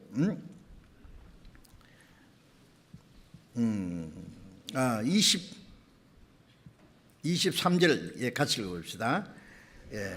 내가 복음을 위하여 모든 것을 행하면 복음에 참여하자 합니다. 복음을 위하여 모든 것을 행하면 복음에 참여하자 합니다. 복음의 역사에 복음을 위해서 모든 걸 행하는 거예요. 이 하나님의 역사에 참여하게 합니다. 우리는 이 하나님의 역사에 함께 참여한 겁니다. 골로새서 4장 11절에 보면은 누구 이름 얘기하면서 사도들 말고요 우리 형제 자매들 이름 얘기하면서 이 사람들은 우리와 함께 하나님의 나라를 위해서 함께 역사하는 자들이다. 이들이 우리의 위로가 되었느니라. 하나님의 나라를 위해서 함께 역사하는 사람들, 얼마나 멋있는 표현입니까? 지옥 갈 죄인을 구원해서 천국 갈 백성을 만드는 그 일에 함께 참여하는 사람들. 여러분, 세계에 지금 아직도 굶어 죽어가는 사람들이 많이 있잖아요. 자기 집에 뭐 애완용 동물을 위해서는 개를 위해서는 막 돈도 엄청 쓰고 막 아끼지 않으면서 굶어 죽는 사람 있어도 그 도와줄 마음이 없는데요. 그 아프리카 혹은 굶어 죽는 사람들에게 돈을 보내고 그들 돕는 거 보면 훌륭하지 않습니까? 그보다 더 훌륭한 일은 지옥 갈 죄인에게 복음을 전해서 멸망하지 않고 영생을 얻도록 하고 천국 갈 백성을 이루는 그 하나님의 나라를 위해서 함께 역사하는, 그보다 더 훌륭하고 놀라운 일은 어디 있습니까? 이번에 우리가 그 일을 한 겁니다. 우리가 이번에 복음 전파하는 사명을 다하기 위해서, 더 많은 영혼이 구원받는 목적을 위해서 희생하고 최선을 다해서 함께 수고했습니다. 그 희생과 수고가 헛되지 않게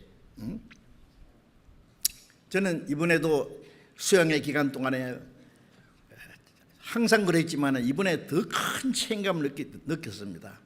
예? 새로 지어진 수양강을 보면서 이걸 어떻게 우리가 그걸 보고 뭐 감상하기 위해서 만들었습니까? 응? 더 많은 사람들에게 복음을 전하기 위해서 자유롭게. 예. 그 위해서 많은 형제자매들이 희생과 수고를 아끼지 않았습니다. 눈물로 기도하고 땀을 흘리고, 예? 예. 한 사람이라도 구원받게 하기 위한 그 모든 것이 헛되지 않게 하기 위해서 그 최종 이제 책임은 복음 전하는 사람이 있기 때문에 이 말씀 전하는 사람의 책임이 얼마나 막중하다는 것을 더욱 느꼈습니다. 그래서 어떻게든지 더 많은 영혼이 구원받게 하기 위해서 최선을 다해서 복음을 전하기 위해서 노력을 했습니다. 우리 복음 전하는 말씀 전하는 사람들이 다 같은 마음으로 오직 성령의 능력을 의지하면서 더 많이 기도하면서 그 일을 했습니다. 사도행전 20장 24절에 바울 사도가 말한 대로 내게 주신 사명 곧 하나님의 은혜의 복음 전가의 일을 마치려면 나의 생명을 조금도 귀한 것이지 아니하노라. 우리도 부족하지만은 우리는 똑같은 마음을 가지고 있지 않습니까? 이제 내년에는 더 많은 사람이 모일 거예요. 물론 며칠 후에 우리가 축의 수양회하고 또 내년 봄에는 충계 수양회하고 제일 큰 일이지 하계 수양회. 이제 길도 새로 이제 더 넓은 길을 만들려고 지금 최선의 다해서 노력을 하고 하나님이 놀랍게 우리를 도와주시고 있습니다. 여러분 수양관에 이제 들어가시면 바로 입구에 오른쪽에 보면은 두란노라고 하는 학생들을 위해서 만든 그 가금물 비슷한 게 있죠. 그거 지금 다 헐었습니다. 아십니까? 왜? 거기다가 이제 큰 수양관, 숙소를 만들기 위해서 4층짜리. 아직 숙소가 더 있어야 돼요. 지난 하계 수양회 때에 헌금해 주신 것이 3억 7,172만 원이었습니다. 제가 그 통계를 봤습니다. 뭐 그 정도 가지고는 물론 도움이 됩니다. 크게. 이 일을 위해서도 많은 형제 자매들이 또 협조를 하고 계십니다. 얼마가 들든지 저는 생각했습니다. 우리가 그 엄청난 건물을 짓기 위해서 여러분 상상도 못할 그 물질이 투자됐는데 형제 자매들이 다 어려운 가운데서도 최선을 다해서 해줬는데 지난 하계 수양회 때 구원받은 사람만 해도 본전은 뺐다. 앞으로는 더 남는 장사입니다. 이제 물론 한 사람의 영혼을 구원하기 위해서 수백억이 든다고 해서 한 사람의 영혼을 살 수 있겠습니까? 그러니까 천하보다 귀한 그 영혼을 구원하는 일을 위해서 하나님의 독생자 십자가 죽기까지 하셨는데 우리의 물질과 우리의 수고를 아낄 수 있겠습니까? 그래서 우리는 더 큰 하나님의 역사를 기대하고 있습니다. 자, 이제 사람은 누구나 세상에 자기가 존재 가치가 뭔지 사는 목적이 무엇인지를 생각해 보아야 되겠죠. 구원 안 받은 사람은 자기 존재 가치가 뭔지 압니까? 시편 49장 20절에 보면은 존귀에 처하나 사람이 존귀하다. 왜? 하나님의 형상대로 지은 영혼이 있기 때문에. 그러나 그것을 깨닫지 못하는 사람은 짐승과 같다 고 하셨잖아요. 마태복음 16장 26절에 예수님 말씀은 온 천하보다도 귀하다고 했습니다. 한 생명을 온 천하를 주고도 바꿀 수 있느냐고 했어요.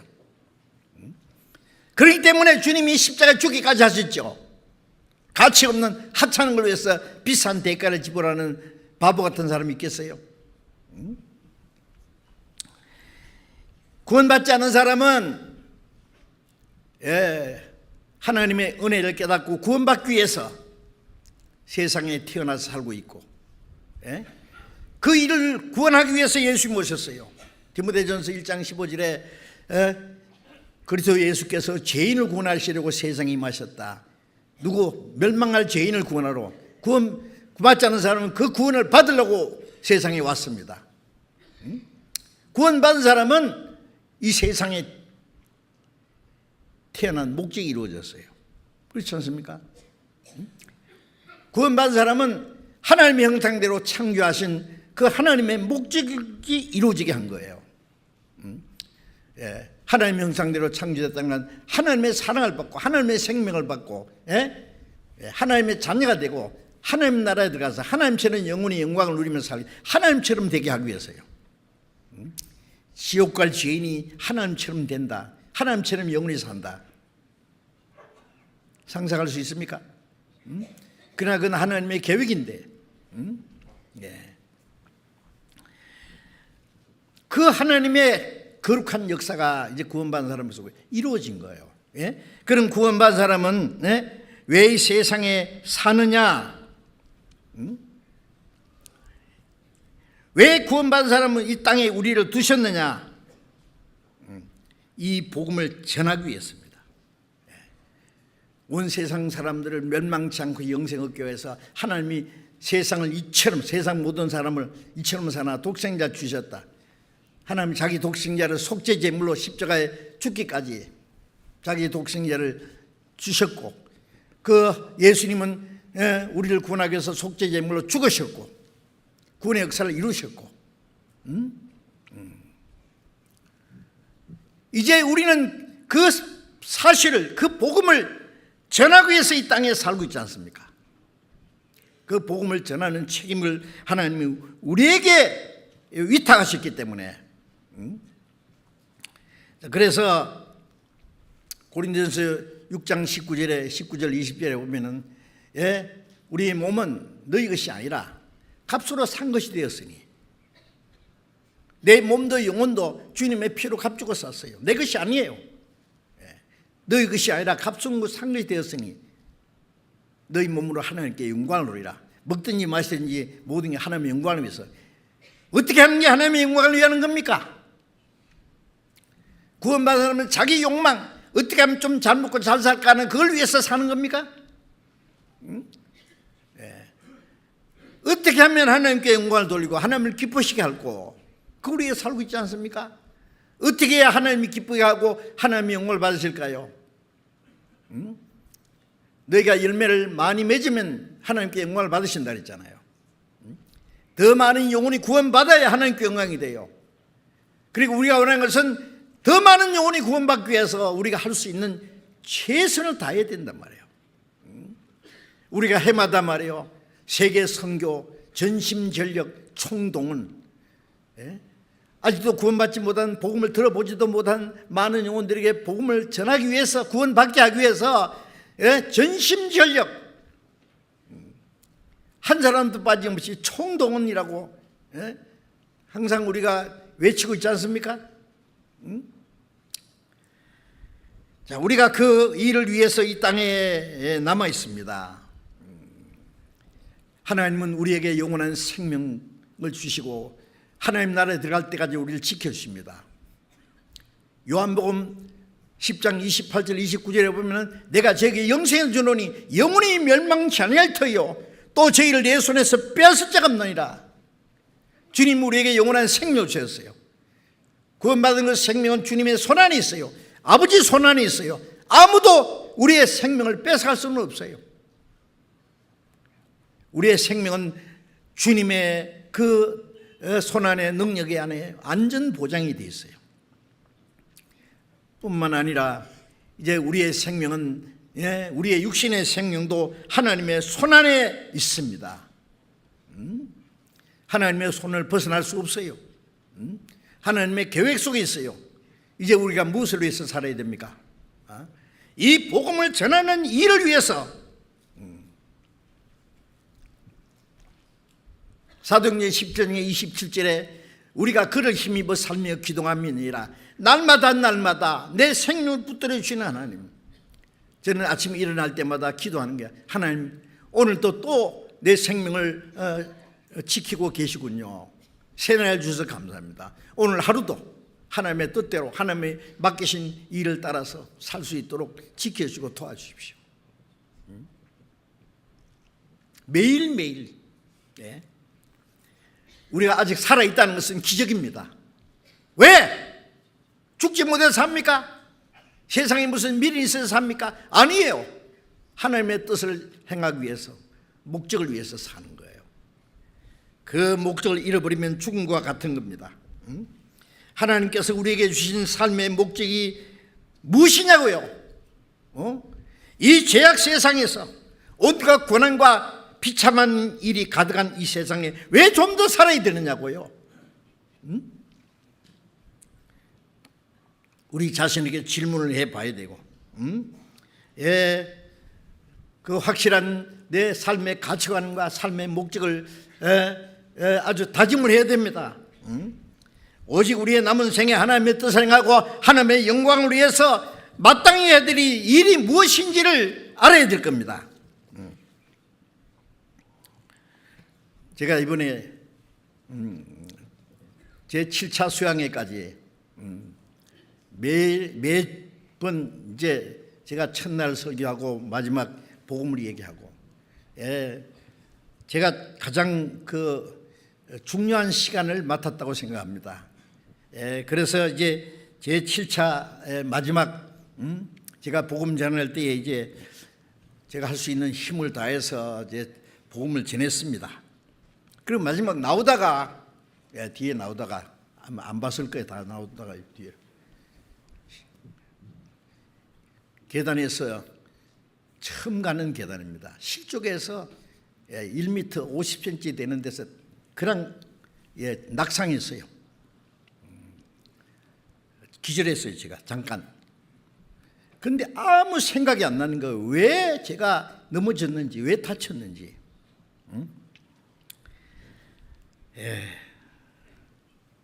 그래서 뭐 잠시 후에 깨어났습니다마는 병원에서 치료를 받고 한 달 동안 치료를 받고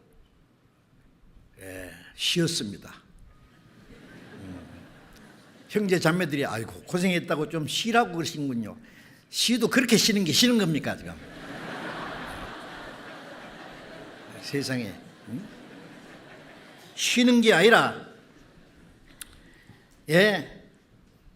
왜 내가 넘어졌어, 왜 다쳤는지 아무 생각이 안 나는 거예요. 정말 생각이 안 납니다. 사람은 누구나 실수로 사고를 당할 수도 있고, 다칠 수도 있고, 병으로 죽을 수도 있고, 재난으로 전쟁에서 생명을 잃을 수도 있는데, 이번에 제게 있었던 일은 우연이 아닌 것 같습니다.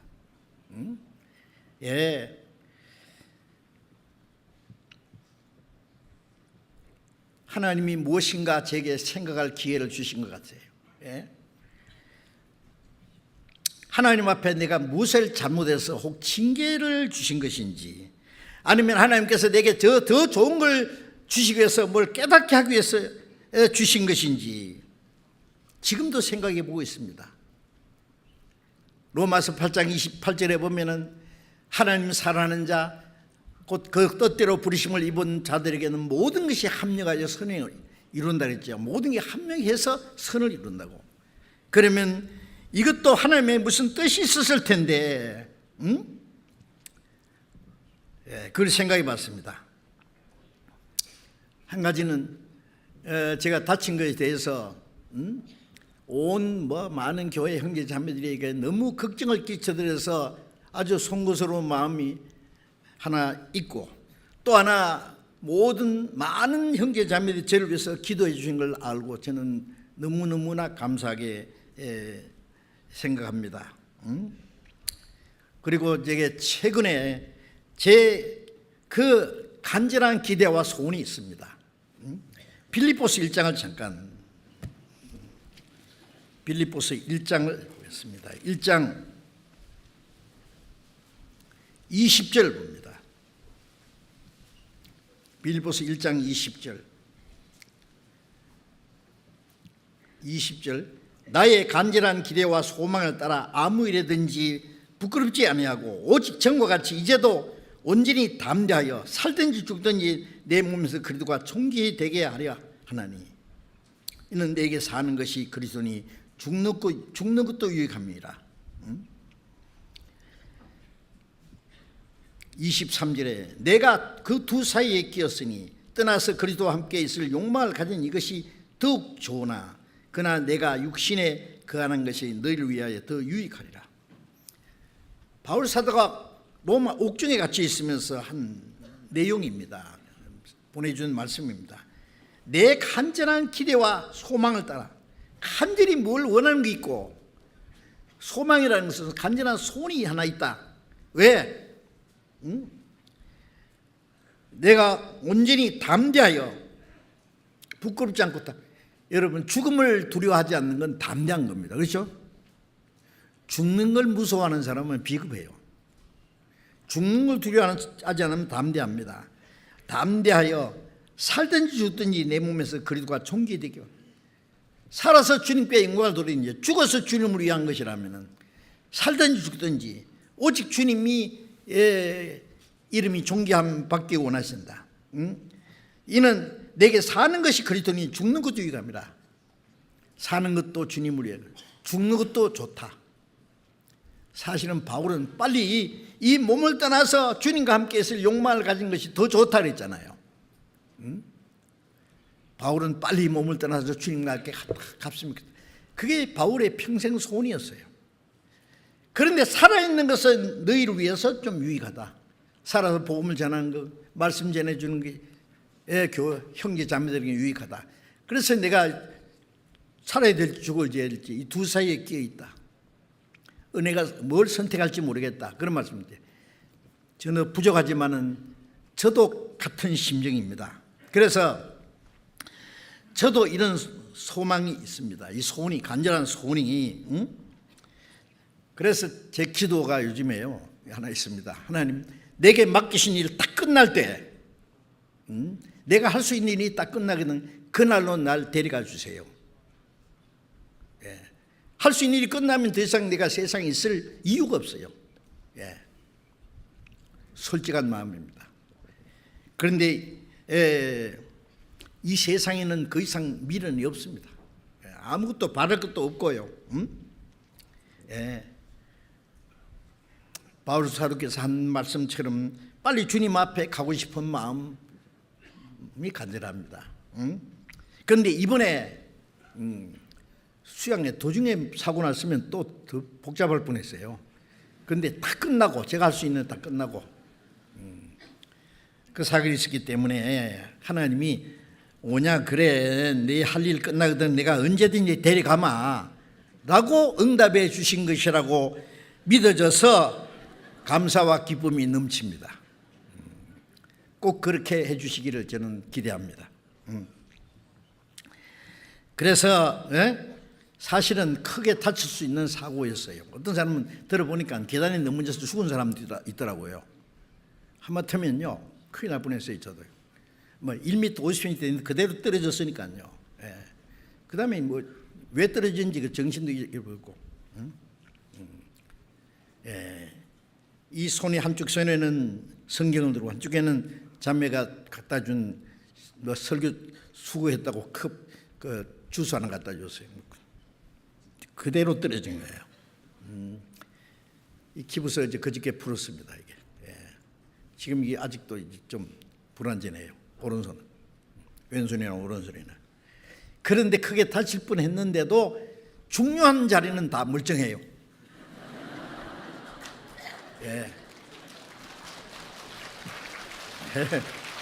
감사합니다. 그래서 하나님께 아주 감사합니다. 제 간증인가 모르지만은요, 제가 구원받고 나서 꼼짝없이 죽을 뻔한 사건이 3번 있었습니다.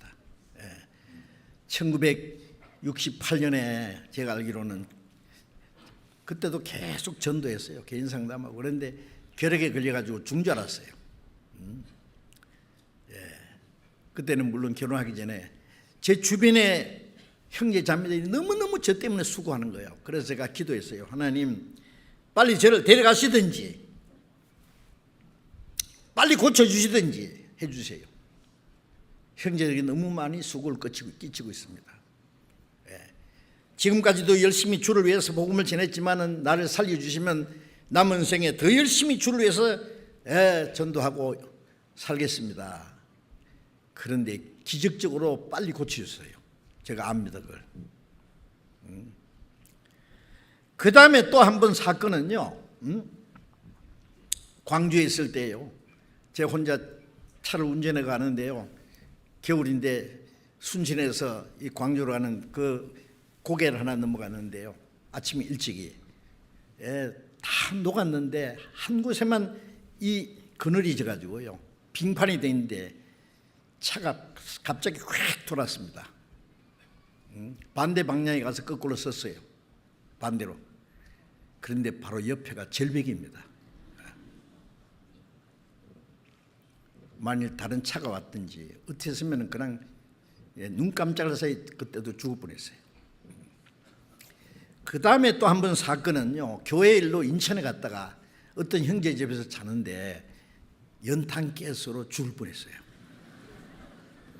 그 집에서 조금 늦잠 자는 사람 같으면 그날 저는 죽었을 거예요. 정말이에요. 이제 그때는 연탄을 되게 뗐잖아요. 그런데 오랫동안 이제 비 오는 방이라서 아마 쥐가 구멍을 낸 것 같아요. 그 온돌에. 그런데 저는 밤새도록 꿈을 꿨습니다. 무슨 꿈이냐면요, 제가 운전하고 가는데 아무리 차를 세우려고 해도 세울 수가 없어요. 그 아침 일찍이 이제 그 인천에서 서울까지 회사 다니는 형제가 아침 일찍 가야 되니까 자매가 일찍 밥을 해야 될 거 아니에요. 일어나서 보니까 뭐 손님 방에서 막 신음소리가 들리더래요. 그 문을 열어보니까 제가 밤새도록 이렇게 무릎 꿇고 있다가 엎어졌다가 그게 이제 운전을 하는데 아무리 가도 세우죠. 그대로 가면 천국까지 갈 뻔했는데. 네. 그래서 급히 병원에 가서 막 산소 호흡을 하고 막 그때 깨어나고. 이제 뭐 그 전에 그 후에도 뭐 알게 모르게, 그런데 지금까지 하나님이 저를 지켜주셨습니다. 너희 생명이 무엇이냐? 너희는 잠깐 보이던 암견이라. 하루 동안에 무슨 일이 날지 알 수 없다. 그런 말씀입니다. 하루 동안이 아니라 1초 사이에 무슨 일이 날지 몰라요. 눈 깜짝 사이입니다. 그래서 제가 이번에도 주님이 오실 때 혼연히 변화된다 그랬잖아요. 혼연히 순식간에 변화돼서 주님을 만나는데, 그때는 다 올라갈 것 같이 현재도 순식간에 죽을 수도 있다. 내 생명은 언제든지 하나님의 계획 속에 하나님의 손 안에 있다. 나는 하나님의 손을 벗어날 수도 없고 하나님의 계획을 위반할 수도 없습니다. 제가 다음 달이면은 구원받은 지 만 57년입니다. 구원받기 전에도 2년간 전도했기 때문에 구원받은 후에 57년간 저는 쉴 사이 없이 전도를 하기 위해서 노력했다고 생각합니다. 한없이 부족한 것이 너무 많지만은 하나님이 지금 저를 불러가서도 뭐 크게 미련은 없습니다. 후회는 없습니다. 그래도 부족한 거 있어도 그래도 내가 할 수 있는 일은 다 했다고 생각하니까. 그런데 하나님이 조금 더 기회를 주신 것 같아요. 그대로 이렇게 기절을 했다가 막 깨어나지 못했으면 그대로 주님 앞에 갔을 거 아니에요. 그런데 주님이 저를 다시 살려주신 것은 뭔가 기회를 주셨다고 생각을 합니다. 자, 저뿐 아니라 우리 모든 그리스도인들이 마음이 같습니다. 우리를 위해서는 우리에게 필요한 건 모든 건 영원하고 영광스러운 그 썩지 않고 더럽지 않고 새하지 않는 기부로 하나님 나라에 하나님이 다 준비해 놨습니다. 이제 이 땅에 우리의 사는 목적은 오직 주님을 위해서입니다. 주님이 맡기신 일을 위해서입니다. 그 사실을 잊지 마셔야 됩니다. 우리의 생명은 주님의 손안에 있다. 주님의 계획 속에 있다. 손실 잊지 말고, 제가 오늘 말씀 드리고 싶은 게 너무 많은데, 또 올해 설교하면 또 걱정하는 사람도 있고, 빨리 끝났으면 좋겠다는 사람도 있고, 그래서 다음에 얘기하기로 하고, 며칠 후부터 우리 추계 수양회잖아요. 이번 추계 수양회 때도 많은 사람이 구원을 받을 수 있도록 함께 기도해 주시고 수고해 주시기 바랍니다. 기도하겠습니다.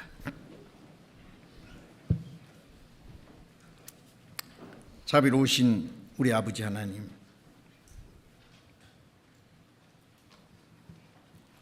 우리를 구원해 주시고 남은 생에 하나님의 뜻과 영광을 위해서 살 수 있도록 기회를 주신 것을 감사합니다. 우리의 영혼도 몸도 모두 주님의 피로 사였사오니 주의 것입니다. 하나님의 능력, 하나님의 그 보호하심과 다스림 속에 하나님의 계획 속에 있는 것을 저희들이 압니다. 주님 오시는 그날까지, 아니 하나님이 허락하신 우리의 육체의 생명이 끝나는 순간까지 오직 주님 뜻대로 하나님의 영광을 위해서만 살 수 있도록 인도해 주시옵소서. 우리 모두를 주님의 사랑과 은혜와 성령의 능력으로 붙들어 주시옵소서. 주님 뜻대로 귀하게 사용해 주시옵소서. 이제 며칠 후부터 시작되는 이번 추계 수양회 때도 많은 영혼이 구원받음으로 하나님 앞에 큰 기쁨과 영광이 되기를 원합니다. 이 일을 위해서도 우리 모두를 주님 뜻대로 귀하게 사용해 주시옵소서. 우리 주 예수님 이름으로 기도드렸습니다.